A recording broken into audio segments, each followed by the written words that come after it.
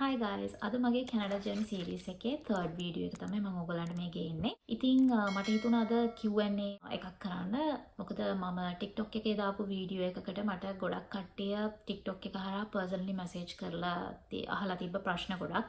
ඉතින් මම ඒ අතරින් ප්‍රශ්න කීපයක් තෝරගත්තා. පළවෙනි ප්‍රශ්න තමයි EC opportunities හොයාගන්නේ කොහොමද කියන එක. EC opportunities හොයාගන්න එක ගැන කතා කරන්න කලින් මම මුලින්ම කියන්නම් මගේ opportunity එක මට හම්බුනේ කොහොමද කියලා. මම ලංකාවේ ස්ටඩීස් කරලා ඕල්මෝස්ට් කම්ප්ලීට් වෙන්න ඕන මෙන්න වගේ තියෙනකොට අන්එක්ස්පෙක්ටඩ් වෙලාවක මට මගේ අක්කා හරහා තමයි මේ ඔපචුනිටි එක හම්බ වුනේ. ඉතින් මම මගේ ස්ටඩීස් කම්ප්ලීට් කරලා මම තනියෙන් ඔපචුනිටි එකක් හොයාගන්න try කරනවා කියලා හිතාගෙන හිටියට මට ඊට කලින් මගේ අක්කා හරහා මට ඒ ජොබ් ඔපචුනිටි එක හම්බ වුණා. ඉතින් ඒ ඔපචුනිටි එකට මම ඇත්තටම කිව්වොත් මගේ හදවතින්ම එයාට ග්‍රේට්ෆුල්. මොකද එයා මට ලොකු සපෝට් එකක් දුන්නා වර්ක් වීසා එකෙන්. මට මේ රට ඇතුළට වෙන්න. ඉතින් මට ඒක හැමදාම මගේ හදවතේ තියෙනවා. ඉතින් මම යාට විශේෂයෙන් ස්තුතිවන්ත වෙනවා එයා ඒ දුන්නු සපෝට් එකට. ඒක මට වචනෙන් කියලා නිම කරන්න බෑ.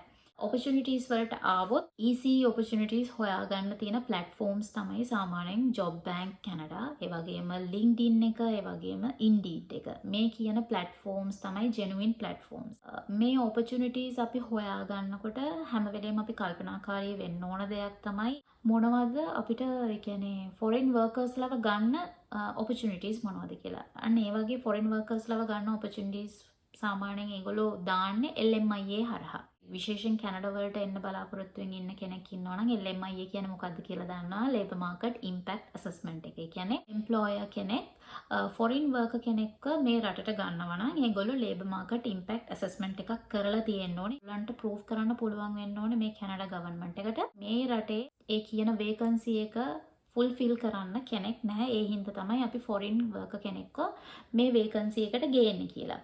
අන්න ඒ assessment එකට තමයි ඔය LMIA කියලා කියන්නේ. ඉතින් ඔය LMIA approved වෙච්ච companies තියෙනවා. ඉතින් ඒ approved වෙච්ච companies සහ Labour Market Impact Assessment එකට දාලා ඒ result එක නිකන් pending ඉන්න කට්ටියකුත් ඉන්නවා. ඉතින් මේ Job Bank Canada එක හරහා සාමාන්‍යයෙන් අපිට ඔය කියන categories දෙක filter කරලා ඉවර වෙලා ඒගොල්ලන්ට අදාළව තියෙන vacancies මොනවද කියලා අපිට හොයාගන්න පුළුවන්.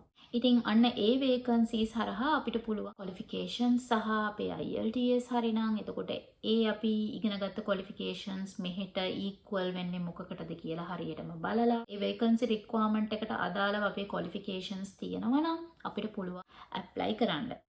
දෙවෙනි ප්‍රශ්නේ තමයි ECE කෙනෙක් විදියට job හොයාගන්න අපිට තියෙන්න ඕන සුදුසුකම් මොනවද කියලා. සුදුසුකම් තමයි mainly ඔයා අවම වශයෙන් ඩිප්ලෝමා එකක් කරලා තියෙන්න ඕනේ. හැබැයි ඒ ඩිප්ලෝමා එක best approved වෙන ඒ වගේම රජයේ පිළිගත්ත ආයතනයක ඩිප්ලෝමා එකක් වෙන්නත් ඕනේ. ඩිප්ලෝමා සාමාන්‍යයෙන් ලංකාවේ ගත්තම ගොඩාක් ඩිප්ලෝමාස් තියෙනවා. නමුත් අපි ඒ කරන ඩිප්ලෝමා හැම එකක්ම මෙහෙට credential evaluation එකක් කරනකොට හරියන්නේ නැති වෙන්න පුළුවන්. මොකද සමහරවිට ඒ course contents මෙහෙවත් එක්ක match වෙන්න නැති වෙන්න පුළුවන්. අර ඒ වගේ අවස්ථාවක ඒක ඇත්තටම කිව්වොත් අපේ සල්ලි, අපේ කාලය මේ දෙකම waste කරනවා.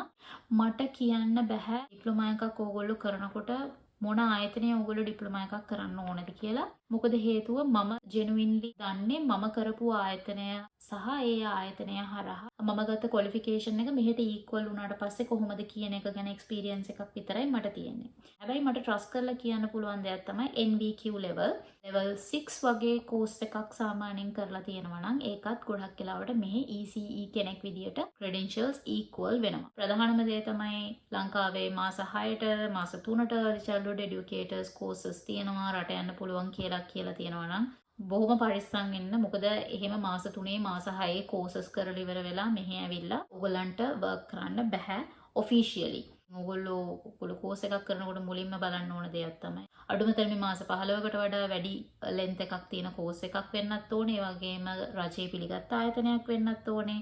ඒ වගේම best approved ආයතනයක් වෙන්නත් ඕනේ. ඉතින් හොඳම දේ තමයි ඔයගොල්ලෝ course එකක් කරන්න ඩිප්ලෝමා එකක් කරන්න තෝරගන්නවා නම් පුළුවන් තරමක් ඔයගොල්ලෝ රිසර්ච් කරලා බලන්න. මොකද මට එක්ස්පීරියන්ස් එක තියෙන්නේ මම ඉගෙන ගත්ත ආයතනය පිළිබඳව විතරයි. එතනින් එහාට මට ලංකාවේ තියෙන අනිත් ආයතන ගැන අවබෝධයක් නැහැ. ඒක හොඳයි මේක හොඳයි කියලා රෙකමන්ඩ් කරන්න. තුන්වෙනි ප්‍රශ්නය තමයි තාම ECE job demanding ද?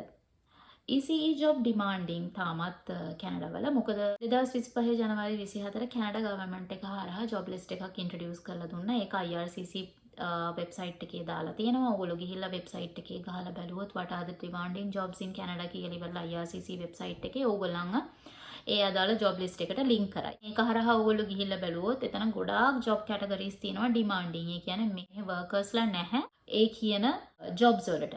ඉතින් මේ ජොබ්ස් ෆුල්ෆිල් කරන්න මෙහි කට්ටිය නැති නිසා ඒගොල්ලෝ ෆොරිනර්ස්ලව රට ඇතුළට අරගන්නවා. ඒ හින්දා තමයි ඩිමාන්ඩින් ලිස්ට් එකක් එතන දාලා තියෙන්නේ.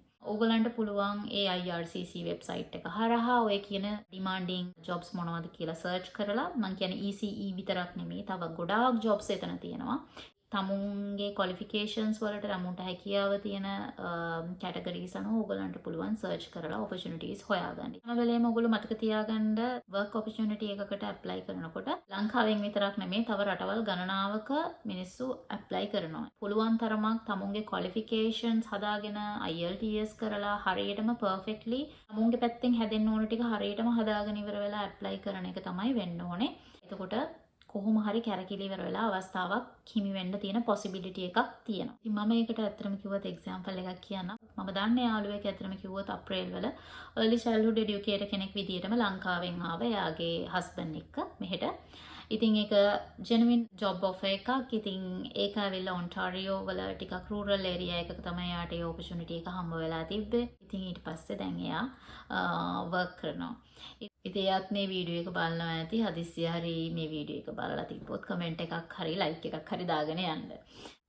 ඊළඟ එක තමයි work visa එද්දී show money පෙන්වන්න ඕනේද? ඔව්. show money පෙන්වන්න ඕනේ. show money විතරක් නෙමෙයි. හැම වෙලේම ඕගොල්ලෝ මතක තියාගන්න ඕන දෙයක් තමයි අපි opportunity එකක් ගන්නකොට අපිට කැරකිලා ගොහින් හරි opportunity එකක් හම්බ වුණා කියලා අපිට visa guarantee කරන්න බෑ. මොකද ඔය visa එකක් අපිට හම්බ වෙනකොට අපේ job opportunity එකෙන් විතරක් අපිට visa එක හම්බ වෙන්නේ නැහැ. අපිට අපේ qualifications හරියට තියෙන්න ඕනේ. ඒක equal වෙලා තියෙන්න ඕනේ. ඔය කියන vacancy එකේ requirement එක අනුව අපේ qualifications qualified වෙන්න ඕනේ. vacancy එකට apply කරන්න. ඒ වගේම තමයි අපේ IELTS තියෙන්න ඕනේ. required bands තියෙනවා එක එක job categories අනුව. show money එකක් අපේ at least මාස 6ක් වගේ properties මොනවා හරි තියෙනවා නම් ඒකත් ඔයාලට ලොකු plus point එකක් එනවා visa එකක් approve කරන්න. ඉතින් මේ කියන දේවල් වලින් එකක් miss වෙනවා කියලා හිතන්නකො. එතකොට ඒක අපිට negatively බලපානවා අපේ visa එක approve වෙද්දී. visa එකක් කියලා කියන්නේ ළමයි සමහර වෙලාවට මේ හැම දෙයක්ම තිබිලත් government එකෙන් කරන rule changes මේ දේවල් එක්ක සමහර වෙලාවල් වලට visa එකක් අපිට වදින්නේ නැති වෙන්න තියෙන possibilities උත් තියෙනවා. හැමදේම තමුන් ගන්න risk එක අනුව තමයි. ඉතින් අපි life එකේ මොන හරි දෙයක් කරනවා නම් හරියන්නවද වරදිනවද කියලා බලන්න අපි ඒ දේ කරලා බලන්න ඕනනේ. ඉතින් ඒ දේ කරපුවම තමයි අපි දන්නේ ඒක අපිට හරි ගියාද ඒක අපිට වැරදුනාද කියලා. ඉතින් ඒ වගේ රිස්ක් එකක් තමයි මේ වීසා කියලා කියන්නේ. මොකද ඒ වගේ දෙයක් ඇත්තටම කිව්වොත් අපේ කන්ට්‍රෝල් එකෙන් එහානේ. නමුත් අපේ කන්ට්‍රෝල් එක ඇතුලේ අපිට කරන්න පුළුවන් දේවල් ටිකක් තියෙනවා නම් අන්න ඒ දේවල් අපි හරියටම කම්ප්ලීට් කරගෙන අපි උත්සාහ කරොත් සමහර විට අපිට දේවල් හරියන්න තියෙන possibility එක වැඩි. ඉතින් ගොඩක් වෙලාවට similar යන questions ටිකක් තමයි මම මේ විදියට අරගෙන ඕගොල්ලොත් එක්ක ඩිස්කස් කරේ. ඉතින් මම හිතනවා ඕගොල්ලෝ අහපු questions වලට ඕගොල්ලන්ට answer කරන්න ඇති කියලා මම. ඉතින් අදට මම එහෙනම් ගිහිල්ලා එන්නම්. එහෙනම් ආයෙත් වීඩියෝ එකකින් හම්බ වෙනකම් ඔක්කොටම bye bye.